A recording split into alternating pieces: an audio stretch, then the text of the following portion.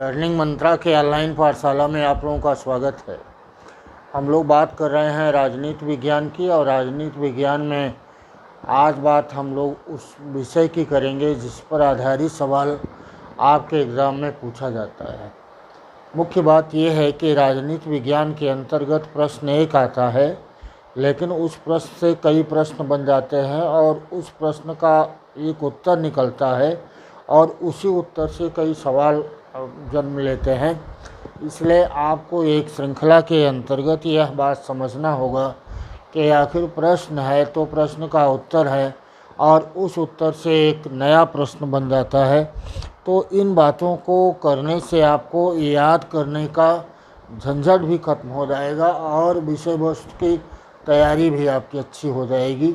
उसी संदर्भ में अगर हम आज के सवाल की बात कर रहे हैं तो सवाल है आज एक महत्वपूर्ण चिंतक का नाम है और उनका नाम है प्लेटो। प्लेटो के द्वारा एक बात कहा गया और बात है कि राज्य व्यक्ति का बृहद रूप है। राज्य व्यक्ति का आपको आया कि राज्य व्यक्ति का बृहद रूप है। यह सवाल तो सिंपल है, लेकिन आपको इस सवाल के संदर्भ में कई सवाल जन्म लेते हैं और उस पर आधारित सवाल आपके एग्ज़ाम में आता है।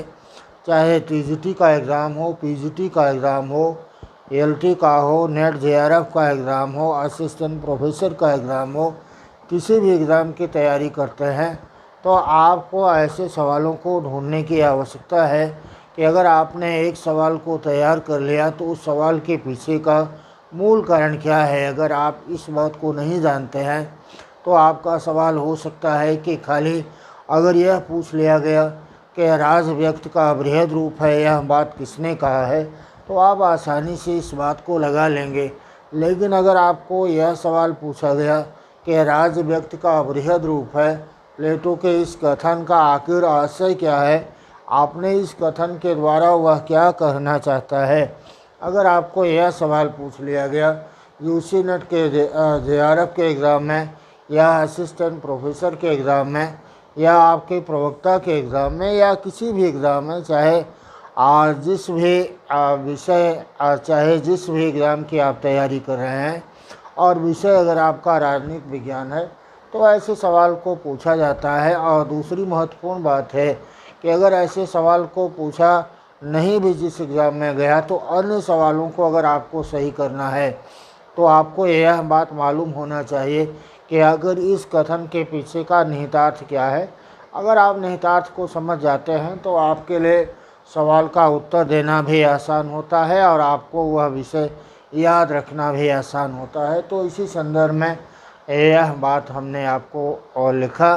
आपको सिंपली अगर यह सवाल पूछा जाता है कि राज्य व्यक्ति का बृहद रूप है तो आप लगा देंगे प्लेटो। अगर आपको यह सवाल भी पूछा जाता है कि राज्य व्यक्ति का पूर्वगामी संगठन है तो आप लगा देंगे अरस्तु। देखिए, महत्वपूर्ण बात है कि यह कथन का सवाल है और कथन पर आधारित राजनीति विज्ञान के अंतर्गत कई सवाल आपको पूछे जाते हैं।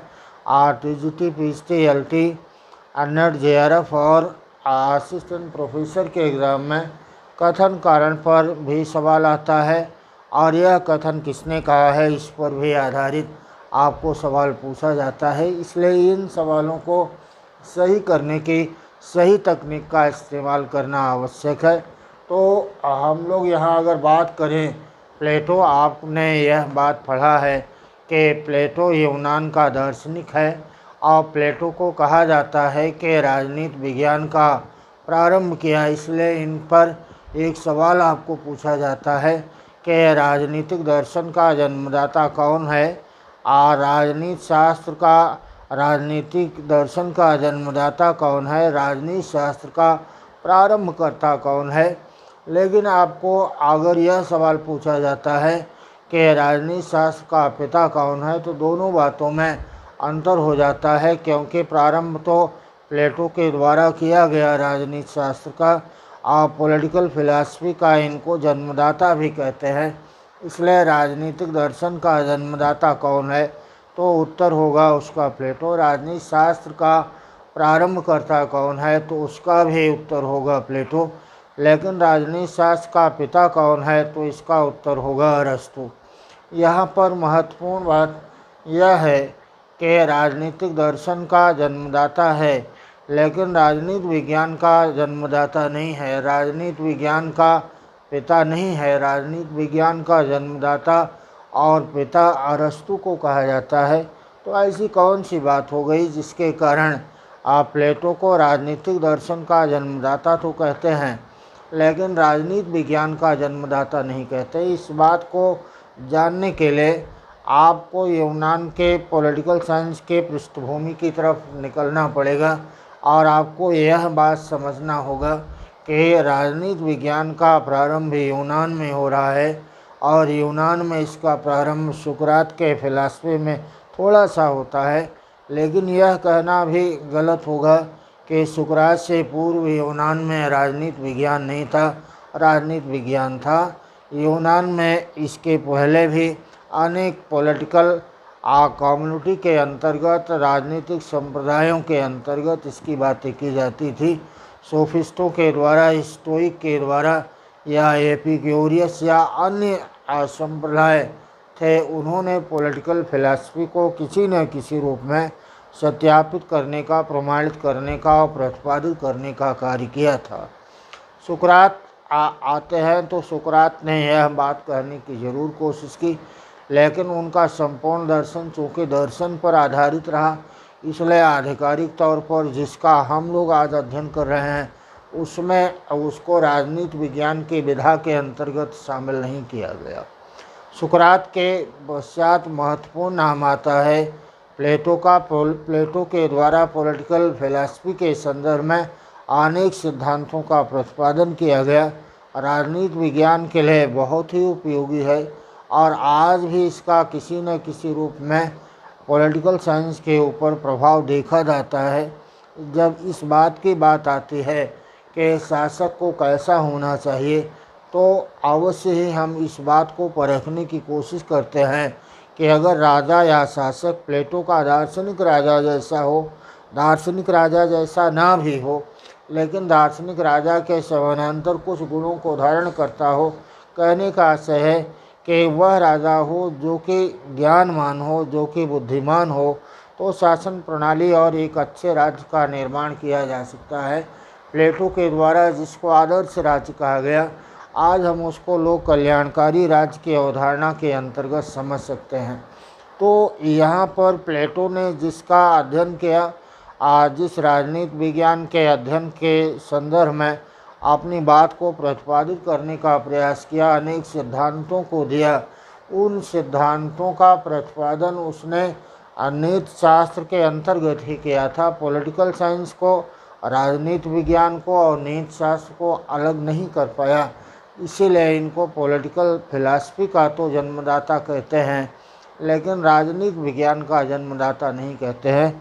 राजनीति विज्ञान का जन्मदाता अरस्तु को कहा गया, क्योंकि सर्वप्रथम राजनीति विज्ञान को नीति शास्त्र से अलग करके स्वतंत्र विषय का दर्जा देकर के वैज्ञानिक अध्ययन पद्धति को अपनाने का प्रयास करता है, इसलिए कहा जाता है कि राजनीति विज्ञान का जन्मदाता अरस्तु है। खैर, ये बात तो आप समझ रहे होंगे, लेकिन एग्ज़ाम के पैटर्न पर अगर हम लोग बात करें तो इस पर आपको एक सवाल ज़रूर पूछा जा सकता है कि राजनीतिक दर्शन का पिता कौन है और राजनीति विज्ञान का पिता कौन है। तो आपको याद रखना है कि राजनीतिक दर्शन का पिता प्लेटो है और राजनीति विज्ञान का पिता अरस्तु है। अरस्तु क्यों है? क्योंकि राजनीति विज्ञान को नीति शास्त्र से अलग करके उसको एक स्वतंत्र विषय का दर्जा देने का प्रयास किया। उसको उसके अध्ययन के संदर्भ में आगमनात्मक अध्ययन प्रणाली को अपनाने का प्रयास किया। इस पर भी आपको सवाल पूछा जाता है। खैर, यहाँ पर हम लोग जब इस बात को करते हैं, हम बात करना स्टार्ट कर रहे हैं कि आखिर जो कथन का सवाल आता है, उस एक कथन के आधार पर हम कई प्रश्नों को बना सकते हैं। आपको यहाँ यह बात मालूम है कि हम प्रश्न अनेक बना सकते हैं और उस प्रश्न के द्वारा उत्तर मिलता है और उस उत्तर से पुनः एक प्रश्न बनता है। यह श्रृंखला निरंतर आगे बढ़ती रहती है। यह हमारे लर्न करने का सबसे अच्छा तरीका होता है कि आप रफ कॉपी के अंतर्गत अगर प्रश्न को लिया, उसका उत्तर मिला, उत्तर से एक नया प्रश्न पैदा हुआ और उस प्रश्न के अंतर्गत फिर एक उत्तर आता है। प्रश्न और उत्तर की यह श्रृंखला निरंतर आगे बढ़ती रहती है। ऐसा करके हम अपने सवालों को न केवल याद कर सकते हैं बल्कि बहुत अच्छी तरीके से इसको समझ भी सकते हैं। यहाँ पर यह बात अगर कहा जाए कि यह कथन किसका है, तो सिंपली आपने लगा दिया कि यह कथन किसका है, यह कथन प्लेटो का है। बट यहाँ पर सवाल यह उठता है कि प्लेटो के द्वारा आपने इस कथन में कौन सी बात की जा रही है। यह बात की जा रही है कि राज्य क्या है। इसके द्वारा यह बात कहा गया कि राज्य एक सर्वोच्च संगठन है। आपने यह बात समझ लिया कि राज्य एक सर्वोच्च संगठन है। इस कथन का आशय क्या है कि राज्य एक सर्वोच्च संगठन है। दूसरा आपको यहाँ पर आ गया कि इस कथन का आशय ये भी हो सकता है कि किसी भी विचारधारा का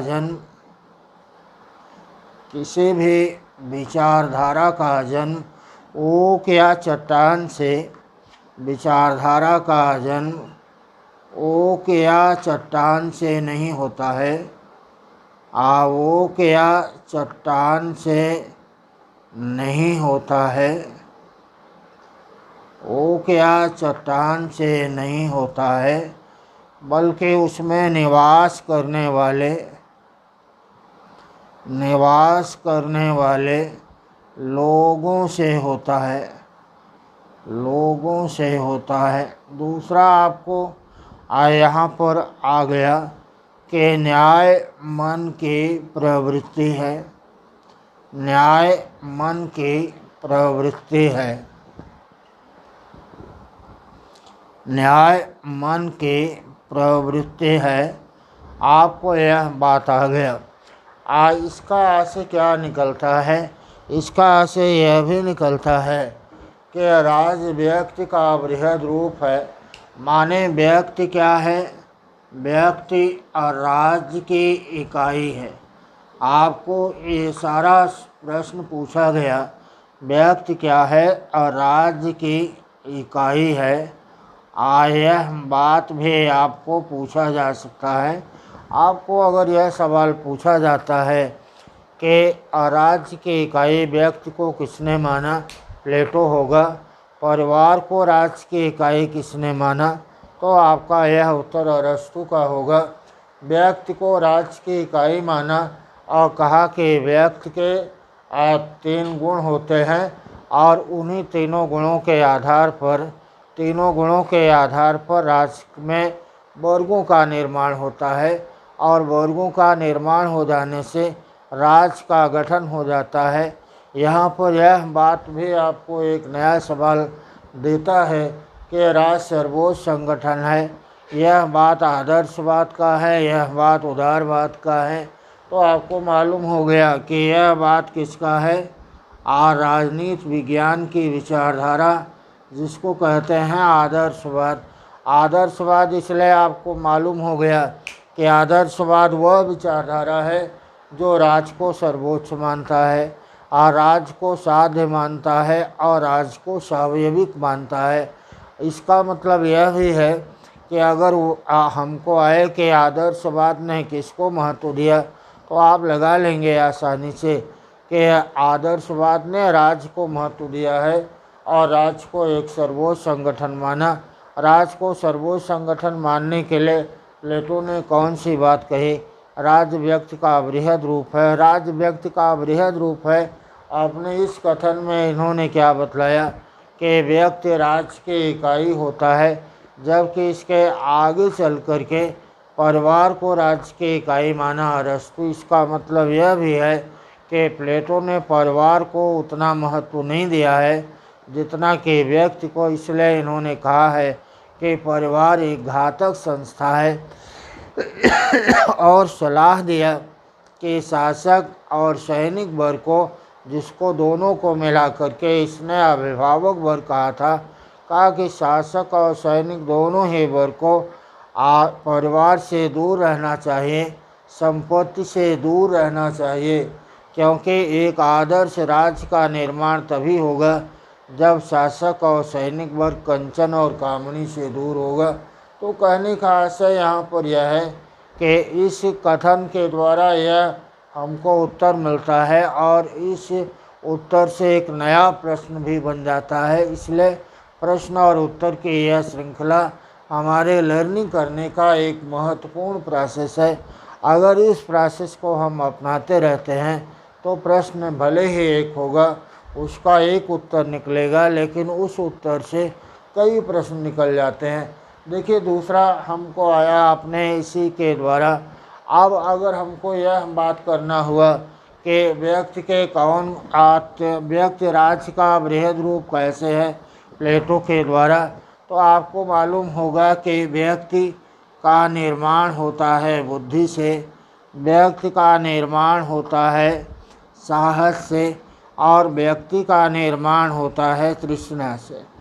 व्यक्ति का बुद्धि, साहस और तृष्णा, इन तीन गुणों से निर्माण होता है। प्लेटो ने इसी के समानांतर बुद्धि का रिप्रेजेंटेटिव मान लिया शासक वर्ग को, साहस का रिप्रेजेंटेटिव मान लिया सैनिक वर्ग को और तृष्णा का रिप्रेजेंटेटिव मान लिया है उत्पादक वर्ग को। इस तीन गुणों के आधार पर राज्य में तीन वर्गों के द्वारा राज्य का, समाज का निर्माण हो जाता है।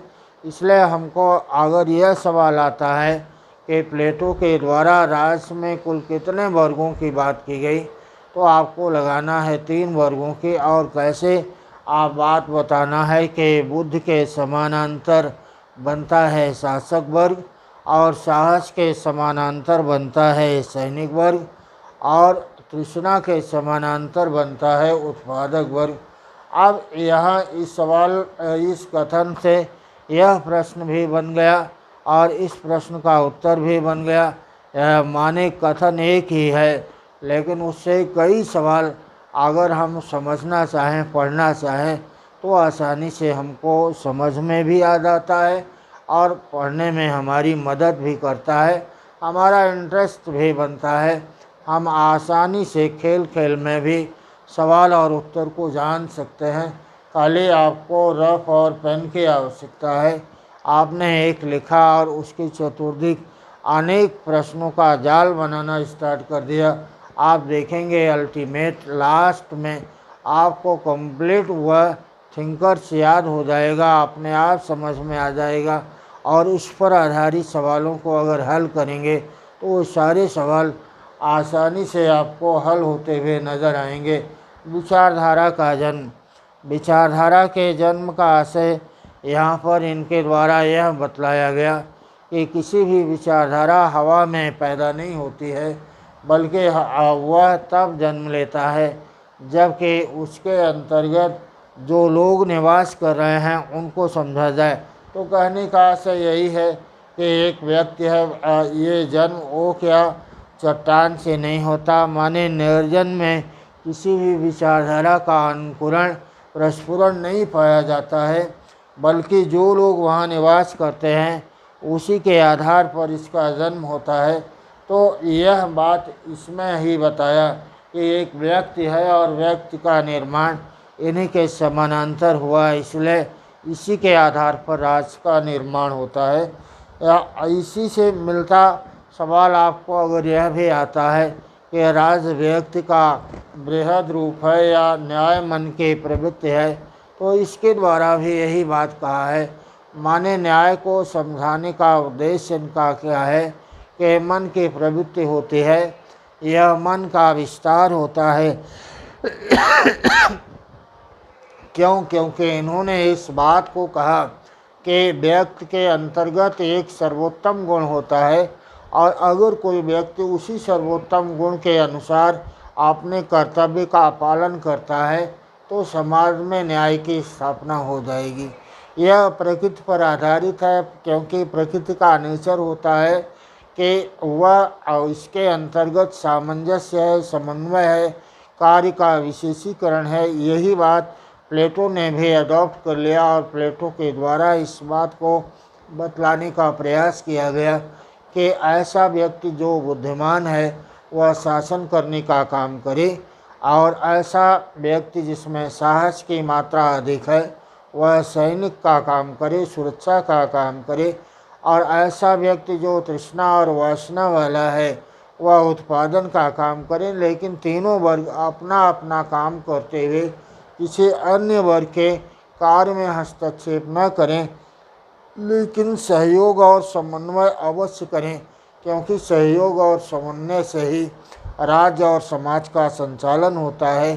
प्लेटो के द्वारा अपने इस कथन के अंतर्गत इस बात पर बल दिया है कि समाज में तीनों ही वर्गों के द्वारा भले ही अपना अपना कार्य किया जाएगा, लेकिन अपना अपना कार्य करते समय तीनों वर्ग एक दूसरे के साथ समन्वय और कोऑर्डिनेशन करेंगे।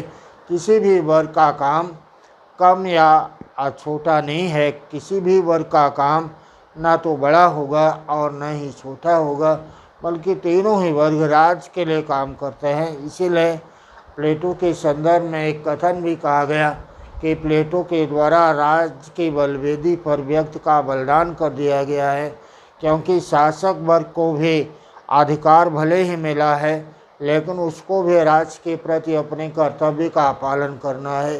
सैनिक वर्ग को भी अपने कर्तव्य का पालन करना है, उत्पादक वर्ग को भी अपने ही कर्तव्य का पालन करना है, ताकि एक आदर्श राज्य का निर्माण हो सके। तो यहाँ पर हमने आज आपको यह बात बतलाने का प्रयास किया कि अगर किसी भी कॉन्सेप्ट को आप समझ रहे हैं तो उस कॉन्सेप्ट के पीछे के कारणों को, उसकी पृष्ठभूमि को समझने का प्रयास करें, ताकि विभिन्न प्रकार की राजनीतिक अवधारणाएं आपको मालूम हो जाए। तो हम लोगों की आज की बात यहाँ तक है, और इसके साथ साथ आपको दीपावली की अनंत शुभकामनाएं हमारी तरफ से।